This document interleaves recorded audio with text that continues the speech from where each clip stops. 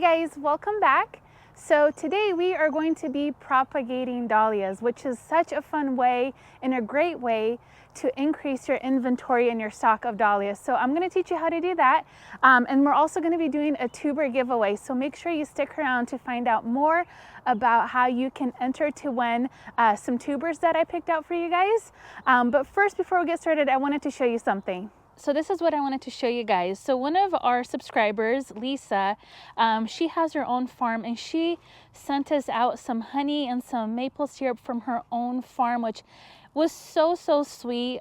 This was the first time we received a gift from one of you guys, so I felt like a kid on Christmas morning. This was so sweet. So I wanted to show you guys what a thoughtful and sweet gift this was. And she also sent out some tubers that she successfully divided, which I will be planting in my garden this year. So I just wanted to share this with you guys. Anyways, I thought that was so sweet and it totally made my day, and it was completely unnecessary but so appreciated. So thank you, Lisa, for sending that gift out. I really appreciate it, and I will make sure to link her information for her Facebook page down in the description box. So anyways, let's go inside. Let me show you what you will need for today's video and we will get started. Okay, for today's project, you're going to need a salt tray. I'm just going to be using this 50 count salt tray. This is the one that I have been using to store all of my seeds in. You're also going to need the bottom tray, one without any holes. You'll also need a dome, and I would prefer you guys use a taller dome for this project. You can use the shorter ones, but your dahlias are gonna get kind of big, so or they have kind of bushy leaves. So it's best to use these taller domes. If you don't use a dome, I'll show you what you'll need to do. And then you're going to need some soil. I'm just going to be using seedling soil for this project. And then you're also going to need your tubers. You will need an X-Acto knife. Now I am going to be using a blade today, which I don't recommend because it is kind of dangerous. But the only reason why I'm using it is because I cannot find my X-Acto knife. But definitely recommend you guys use one. We're also going to be using a rooting hormone, and I'm going to be using this Clone X, which is my favorite. I think it works the best out of all of them. I've had super high success with it, especially when we propagate our figs. You'll need some water, and then finally you're going to need a heating mat, and I'll talk to you more about why you'll need one of those. So let's go ahead and run through the steps, and then we will go ahead and get started. So the first step is to wake up your tubers. Now typically you want to do this step in mid to late January. Ideally that's when you would start this process. I did start mine a little bit late, but I still feel like I'm going to have success with it, so I'm not too worried. So you're going to be planting your tubers in soil, and you're going to leave about 1 inch of the neck above the soil level. Now remember, the eyes are going to be coming up around that area, so you want to leave about 1 inch above the soil level when you plant your tubers. Now you can plant your tubers in 4-inch containers like we're doing here, or you can just plant them in a container, make sure it has drainage holes, and let them grow that way, kind of like what I did over here. Now you want to place your tubers in a room that stays about 70 degrees Fahrenheit. So once you put them in the area that's going to stay about 70 degrees, it's going to take about 2 to 3 weeks for them to really wake up and start sprouting. Now for me, that actually happened a lot quicker. Within the first week of planting them into the soil, they started to like shoot out little roots and their eyes started to sprout. So it happened really quickly for me, but it could take up to 3 weeks for this to happen. So once your sprouts get to about 3 to 4 inches tall, that's when we're going to take the cutting. You don't want them to be too much shorter or too much taller, because it is hard for them to really fully have success when they're, too short or too tall. So now you're going to make your cut flush with the tuber. Remember, you're going to be cutting right at that eye, so you want to make sure you're not cutting the eye out, but you also don't want to be cutting too far up the stem. Now you're going to remove 2 to 3 sets of leaves from your cutting.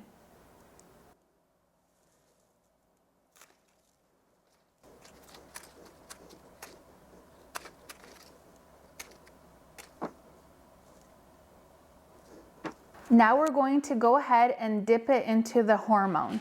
When you're doing this, you want to make sure that you have a second clean container. You want to place some of the hormone in there, and then dip your cutting in that container. You never want to take your cutting and dip it into the original rooting hormone container, because you will cross-contaminate that entire container of rooting hormones.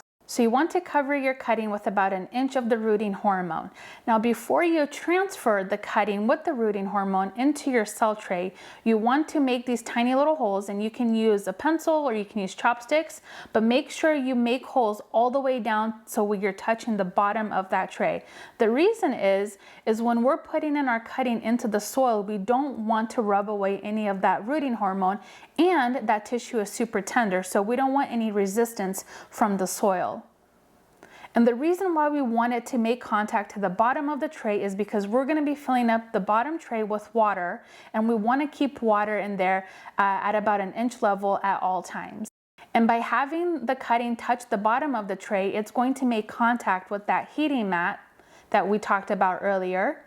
And that's what's going to really help the roots to start growing. Make sure your cuttings are nice and snug. Now we're going to add water to our tray.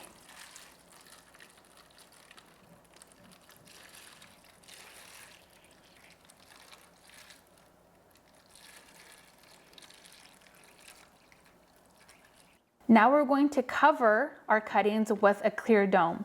If you don't have a clear dome, what you can do is just use like a mist bottle or a spray bottle with water and just mist your plants 3 to 4 times a day. This will kind of help it keep it consistently moist.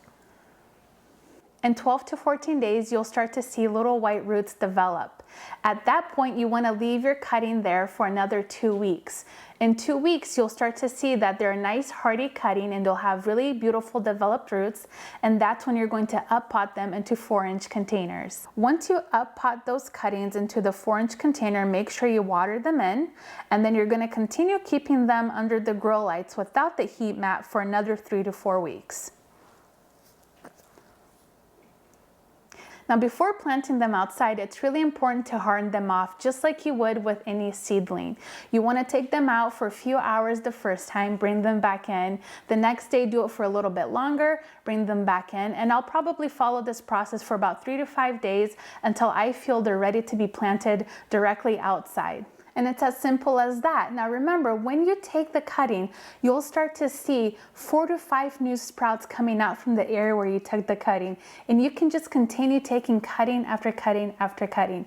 And once you feel like you've had enough, you can actually take that tuber now and plant it outside when it's time to plant your tubers outside. So again, it's such a great way to really increase your inventory of dahlias. Now for the fun part, let's talk about our giveaway. So last year we did a giveaway and it seemed like a lot of you really liked that, so we're going to be doing that again today.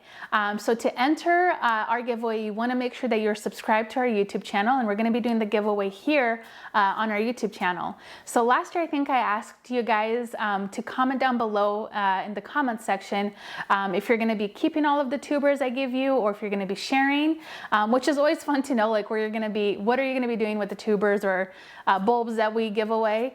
But this year I wanted to do something a little bit different. I really want feedback from you guys. So in the comments section to enter, just let me know if you found this video useful. Like, what did you like?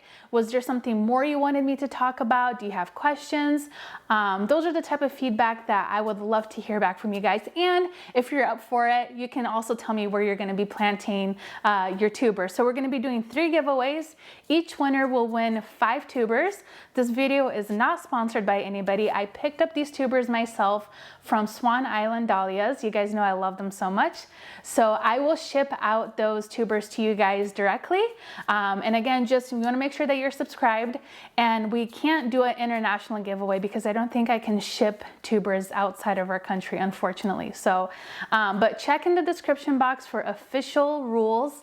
And we'll probably run it for about a week, and I'll announce the winners next week. So again, check below to see how to enter, or if you have any questions, let me know in the comments section. But yeah, let me know if you're gonna try this method out this year. Again, I know it's a little bit scary, but it's a great way to, again, grow your stock of tubers, which I know we all desperately wanna do, especially with, you know, rare, beautiful tubers that we can't get our hands on.